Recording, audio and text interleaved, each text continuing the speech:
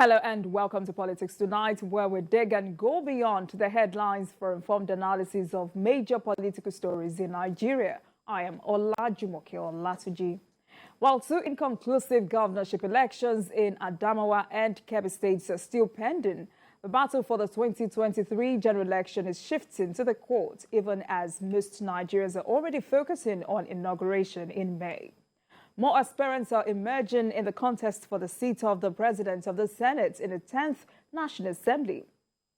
On the interview segment for today, we will examine outcome of the 2023 elections and women mobilization with the national women leader of the All Progressives Congress APC, Betta Edu, as our guest. Welcome to Politics Tonight. Stay with us. We will be right back.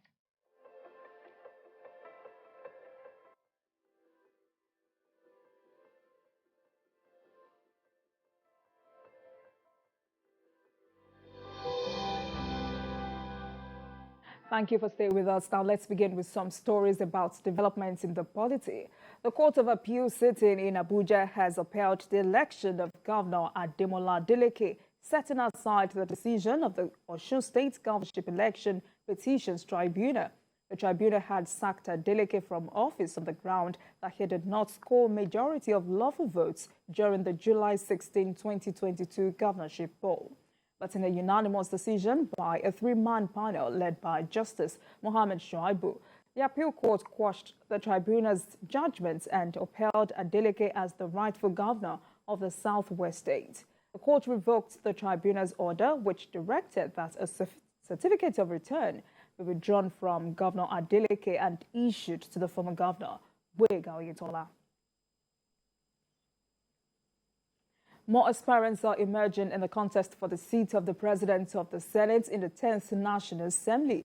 Senator Barau Jibrin from Kano State believes that he is the most qualified among the lawmakers seeking to preside over the Senate in the next session.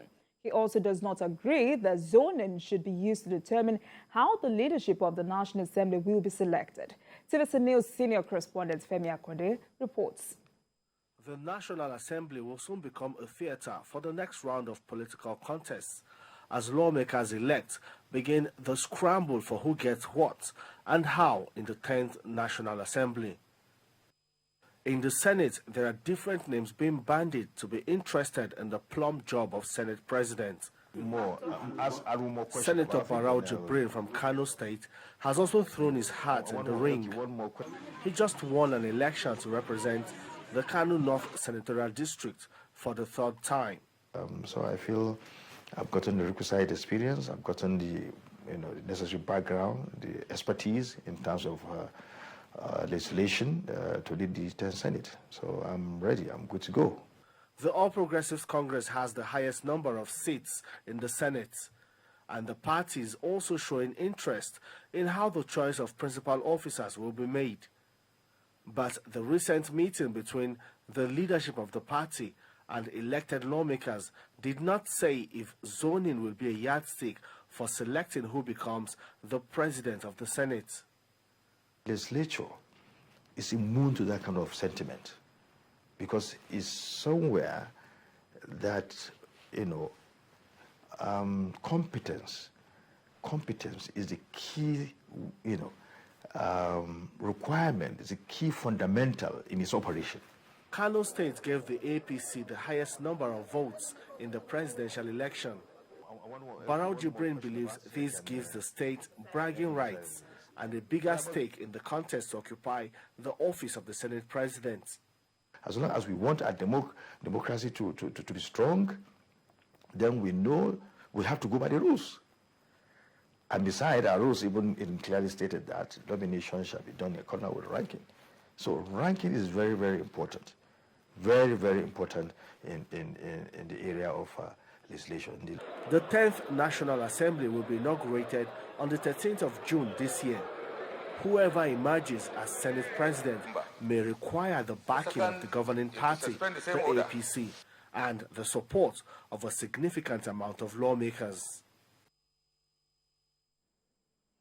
A Let's take a short break, and when we return, it will be time to speak with our guest for today, who is the National Women Leader of the All Progressives Congress APC, Betta Edu, on the outcome of the 2023 elections and women mobilization. Please stay with us.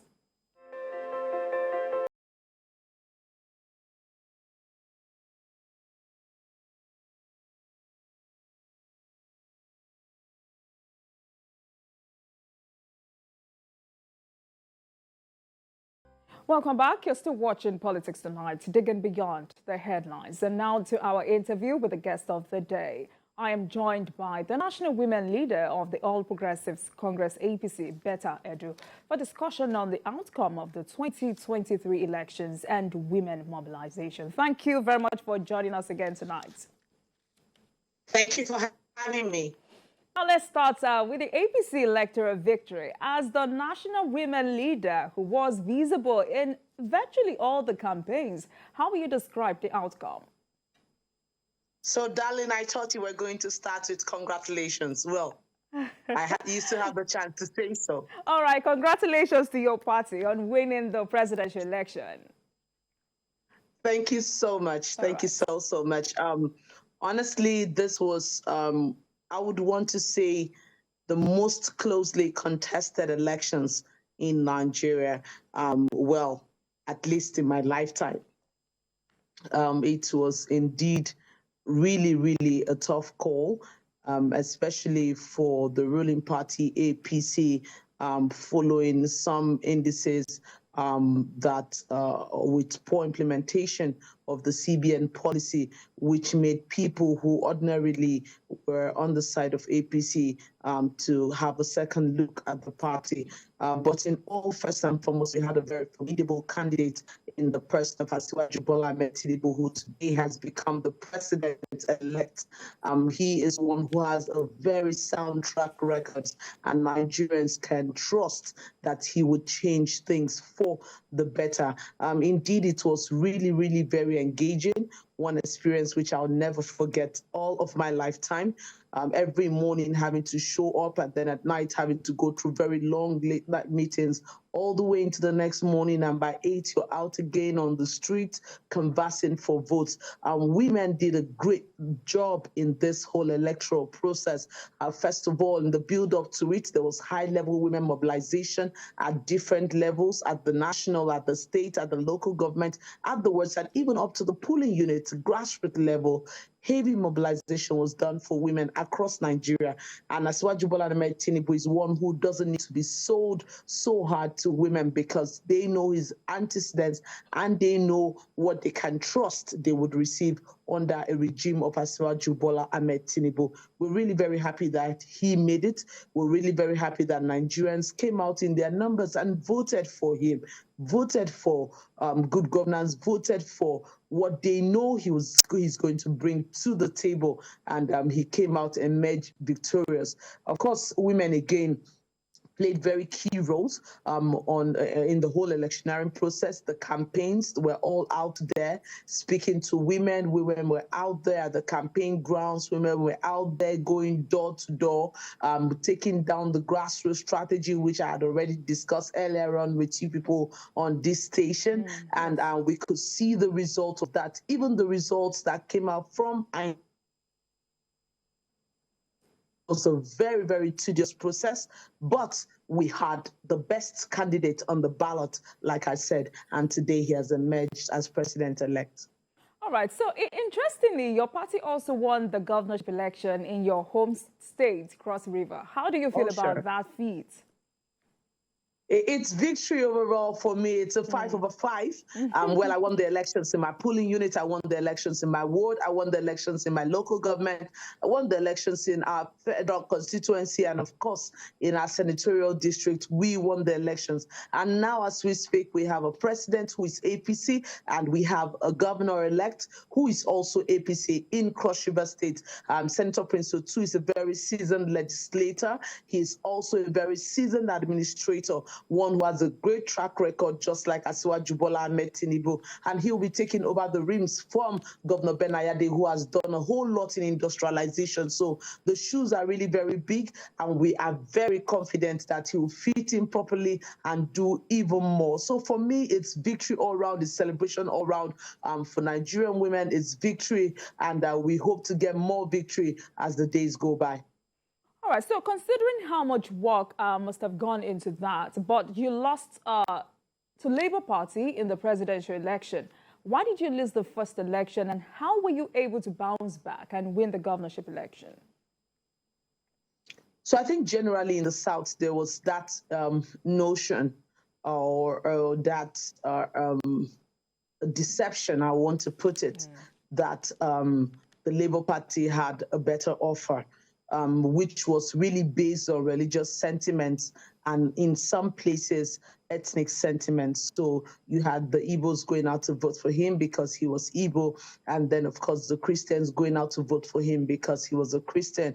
You could see them, you could see him go from church to church. So he gave that image that he was actually the Christians' candidate. So when you go to areas that had Christians, it was easy to see that he would get majority of the vote. A lot of work went into that. Like I said again, in my senatorial district, in the Southern Senatorial District, the Labour Party did not win.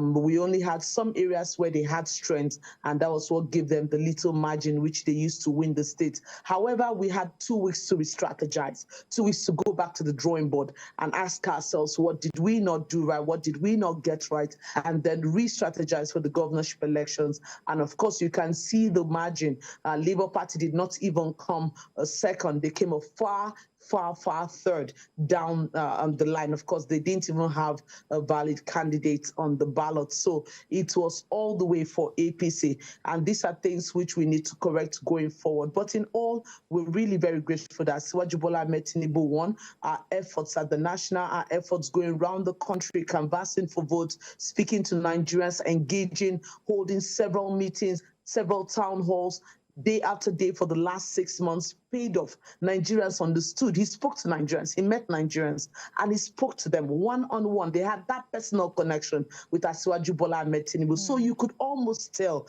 before that election that he was going to win. The rest of the people were either doing social media propaganda or running some ethnic or religious trick on the table, right, which was not substantial. Nigerians have gone beyond that. What we want is good governance, and we know who has done it before and who can do it again. In Lagos State, you can see all of the milestones which he has achieved. Being the 5th largest economy in Africa, it's no mean feat. There's no other state in Nigeria that can compare to that, right? So when you have someone who has that kind of track record, you can only wish that he replicates the same in Nigeria. And that's what Nigerians actually went for. Nigerians voted for Nigeria, not for any religion, not for any tribe, but we voted for Nigeria, and that's why Asiwaju Bola Ahmed Tinubu emerged. Of course, in our state, we're expecting nothing but the very best.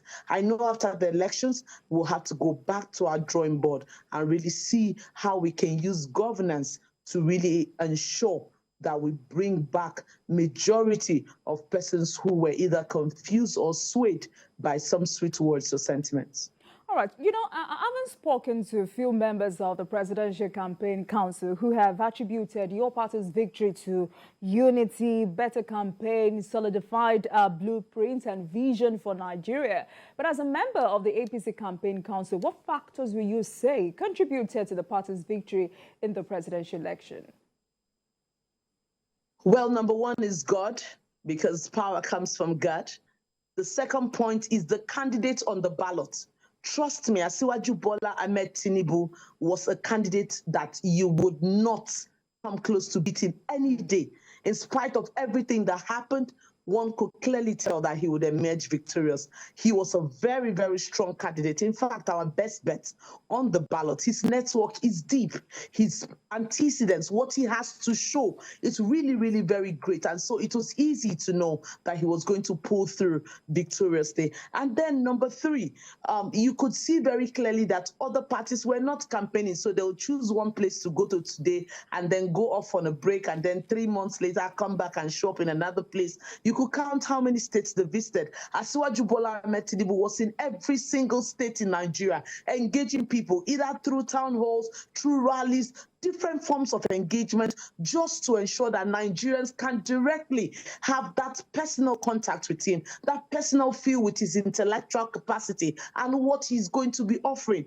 You can also bear us witness that Asiwaju Bola Ahmed Tinubu was the only candidate who had a clear blueprint of his action plan of what he wants to do for Nigeria and what he's poised to do, what he's determined to do, what he has the political will to do in Nigeria. He was very clear with it. So he was giving you figures, he was giving you time, he was giving you everything the right way. And so Nigerians could have something to hold him accountable to. Beyond that, of course, like you know, Asiwaju Bola Ahmed Tinubu is a unifier. He's one person who follows peace. He's one person who brought even aggrieved members of the party back into the party, as many as he could bring back into the party, helping them to work together and looking at the big picture rather than at either ego, pride, or personal sentiments or personal inclination. And with all of that groundwork, on the groundwork, you could definitely tell that victory was imminent. Of course, most of the people who just saw only rallies thought it was all about the rallies. And so when they saw huge numbers in the rallies, they'll say, it's not only about rallies, you can have huge numbers and still lose. But it was beyond that. The consultation every day, the different groups he was bringing together, the marriages that were going on the ground, all of those things really helped APC scale through this hurdle and come out victorious. We're really very proud of Asiwaju Bola Ahmed Tinubu.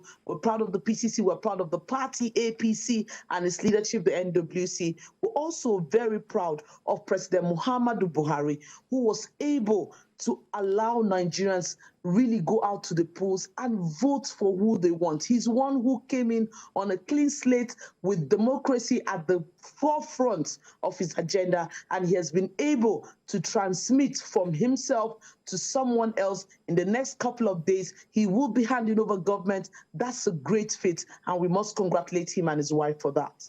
All right, Madam Betta, as we look into the successes of your party, it's also very important for us to analyze the lessons. In the governorship election, APC lost some of its states like Zamfara and Plateau. What could be responsible for this? Wow, those are hard nuts to crack. So for Plateau State, of course, the Christian-Muslim ticket and several other factors came into play. Unfortunately, we're not able to overcome them. I want to also think that the DG and the governor was a bit distracted because of his national role. And then some other underlying factors had a role to play in this. In Zamfara, a lot more on some internal crisis within the state and their inability to fully mend fences. I also want to think that there were some betrayals here and there, but in all, it was really very painful to have APC lose Zamfara especially, and of course Plateau State. We are really very hopeful that we can be able to gain back the states as soon as possible, and we are also very hopeful that we can learn from the lessons and we can build on them. One thing I'm definitely very sure of is that Asiwaju Bola Ahmed Tinubu, as the leader of the party, will go beyond boards to mend fences and ensure we have a stronger and more formidable front for the next election. All right, so let's talk about the role of women in the 2023 elections. As the APC national women leader, how will you describe the role of women in your party's victory? I think women played the most prominent role in this entire electioneering process. If you listen to the speech of the president-elect when he was finally declared as president-elect, you would hear very clearly his thank you, very sincere, deep, profound thank you to Nigerian women, to APC women for the role they played in these elections.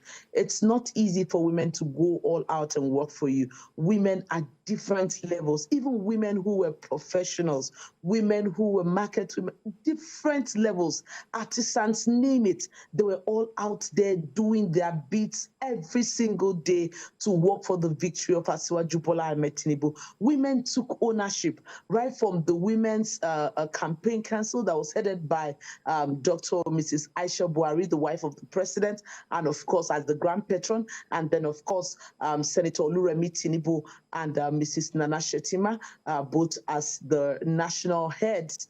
It was really, really, really very intense for women. We went through all the zones. We went through all the states, engaging women at different levels. We called women leaders, state women leaders, zonal women leaders, senatorial district women leaders, all the way down to the wards and down to the polling units. We had women's situation rooms where information was given every few minutes, and this was acted on and sent to the main PCC situation room to aid their decisions and how they intervene at different points in time. So women all through this electioneering process had been at the forefront. Like you said very clearly, there was no single town hall meeting or campaign rally that we were not out there talking to Nigerian women and encouraging them to come out and vote for Asiwaju Bola Ahmed Tinubu. It was indeed very intense for Nigerian women, but I'm very, very proud of them. I'm proud of APC women. I'm proud of all the efforts they put in, and I must say a very big thank you to all of you,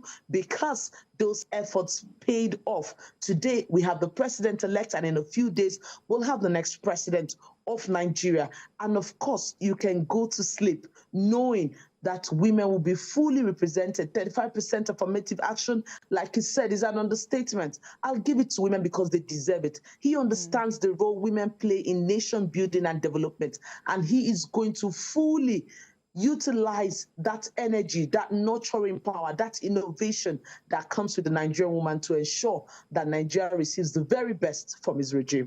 All right, so I know we've discussed this before now, but let's discuss it in proper perspective. Women representation in politics and governance in Nigeria is still a far cry from the 35% affirmative action agreed upon in Beijing. How has the country fared with regards to inclusion of women in the 2023 elections? Very poorly. Very, very poorly. The results are not encouraging. So for us as a party, APC, we had about 95 women on the ballot. At the National Assembly, we basically have one senator from APC, woman. And then at the House of Representatives, we have less than 13, which is really, really, really very, very disturbing. Very disturbing. It's unfortunate that the women who we put out on the ticket were by all means done away with. So we have a patriarchal society that does not even understand or see the reasons why women should be out there representing their constituency. It's really very sad. I really hope that the 10th Assembly will pass with immediate effect as soon as they take over on the 13th of June. That should be one of their foremost assignments, passing the grassroots. If we're not represented there, it's difficult for us to pull through up. All right, so how, my next question would be, how can we do better? The next election is 4 years from now. How can we do better? And as a national leader, national women leader of the ruling party, what more can you do? So first, I would be pushing for the legislation to be passed at the National Assembly, because when we have a legal framework, we have something to fall back on. The second point is that we would double up on sensitization across the country. Men must understand that they are partners in this project. So it's not for you to come up and fight a woman and say, leave it to a woman, you won't be able to do it. You had instances where they were told, just leave the ticket, forget about it. If you give the ticket to a woman, they say the ticket has been wasted because they will never vote for a woman. All of those things should be a thing of the past. Nations that are developing have moved beyond that. Go to Rwanda, go and check their women participation in politics, leadership, and governance. It will amaze you. It's almost a 50%. They have twinning all across board. And this has helped in their speedy development. Go to other countries in Africa, not even to talk of other countries in the world where they have far gone beyond this and they are discussing presidency and name it. But we have a situation in our hands here in Nigeria where we're still grappling with the very barest minimum. And yet we have serious resistance from all angles. Even women resisting women. We need to really plead with men and women, get them more sensitized, more informed, get parties to even review their constitution, have constitutional review that gives women more power in the party. So the party is deliberate about giving them their 35% affirmative action. And beyond this, we must ensure that it is implemented. More importantly is the fact that we must build the capacity of women financially to be able to stand elections. Elections anywhere in the world is really capital intensive. So you can't come to run an election and you're running free of charge, or you believe they're going to all step aside or have mercy upon you because you're a woman. This evening, I had a discussion with a woman who is running for the governor of Bayelsa, and I had to really speak to her frankly and prepare her mind for what she's going to see on the field, and then get her mentally prepared to compete favorably well with them. So we need to financially empower women in Nigeria. That way they can be able to go back and run these elections and come out victorious. If they don't have the money to run, then it's almost like saying they might not go too far, right? So all of this needs to be done. We need to change our orientation. The National Orientation Agency and every other civil society group, including even the Ministry of Women Affairs, have to do a lot of work on the orientation of Nigerians, men and women, on women's participation in politics. All of this is very important to see these numbers really increase and go up. All right, but in the midst of this, we saw a 26-year-old lady, Rukayat Shitu. She won a seat in the Kwara State House of Assembly. I would like you to react to that. So she has been an inspiration to all of us. Kwara State is just exceptional. They were one of the states that gave us the highest number of female candidates in Nigeria. So Anambra, Kwara, Ekiti, they were top on the list, right? And we were really very, very impressed with the governor when he brought out a young woman to take over the reins of managing a constituency. That's for us is actually a young woman breaking the glass ceiling. And we're very proud of her. We're very grateful to the governor. We're very grateful to APC as a party for pushing this step forward.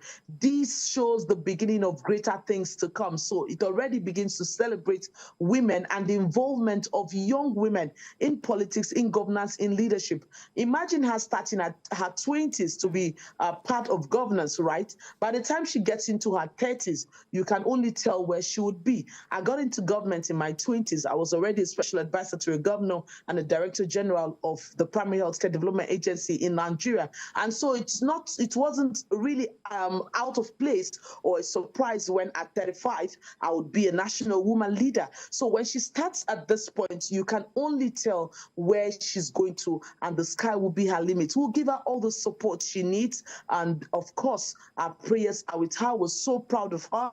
And we believe that other young women can see her as a role model and begin to participate. I think the first step is even participating in politics. Women sit aside and say, no, it's a dirty thing. It's for men. It's for people that have strength. It's for... No. All you need is capacity, commitment, determination, and you will pull through. You will learn. There's no one who knows or was born with these things. Everybody's learning. Even the men, they are learning too. So women should come out and participate. That way, we can have better representation at all levels. We're so proud of her, and we wish her all the very best. And we pray that she gives the very great example of leadership so that all the young women and even the older ones can emulate her. Very impressive, and I do agree with you. All right, so in your capacity as the national women leader of the APC, can you assure Nigerians that the president-elect will give women a better deal in the next administration? Definitely. I know that like I know my name. Asiwaju Bola Ahmed Tinubu will give women, in fact, more than the 35% affirmative actions which they have asked for.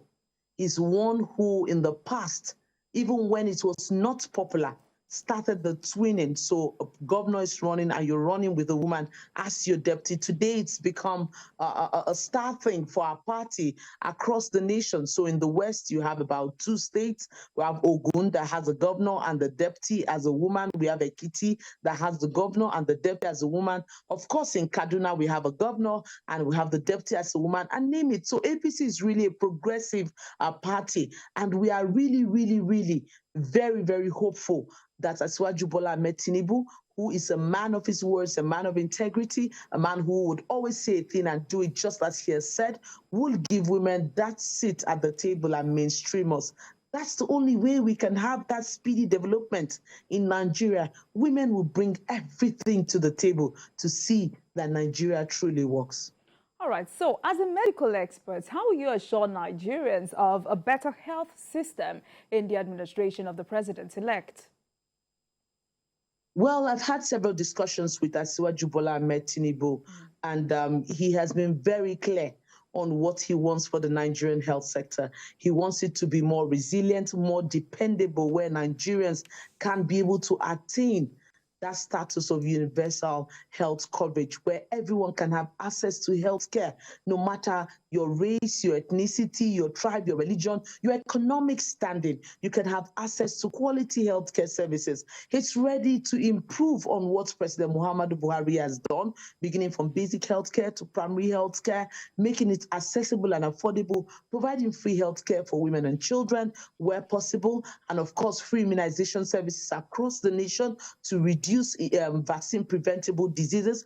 Beyond that, he has also said he's going to really, really focus on brain gain. Most of the doctors who you go to meet outside the country, in London, in the US, in Canada, they are Nigerians that are going there to work because they have a more favorable environment and probably a better pay. Saudi Arabia and other, of course, the EAU and the rest of them are beginning to pull most of our skilled health workers across to their countries.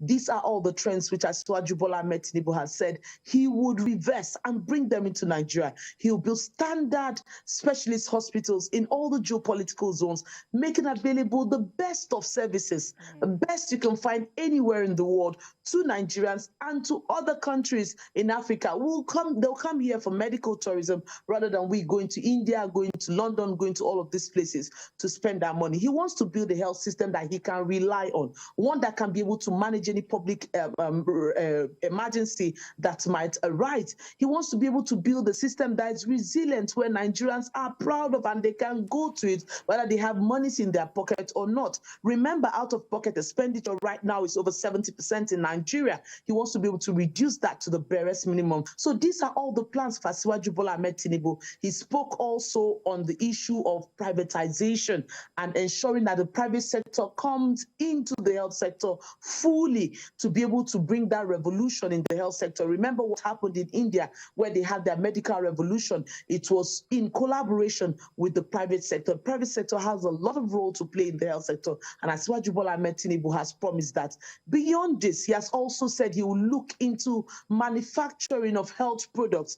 We have the essential medicines, we have vaccines that are consumed in their billions every single year. And for every time we import this, we're weakening our naira, we're weakening our GDP and the rest of it. And he said it's going to turn this trend around through the industrialization drive and several other innovative actions which he has on the table. So Nigerian health sector is really up for a big boost. In fact, he has said it should be treated as an emergency, as an urgency, and Nigerians must have the best of healthcare that they can find anywhere in the world here in Nigeria. All right. I've been speaking with the national women leader of the All Progressives Congress, APC, Betta Edu, on the outcome of the 2023 elections and women mobilization. This discussion continues after this break. Please stay with us.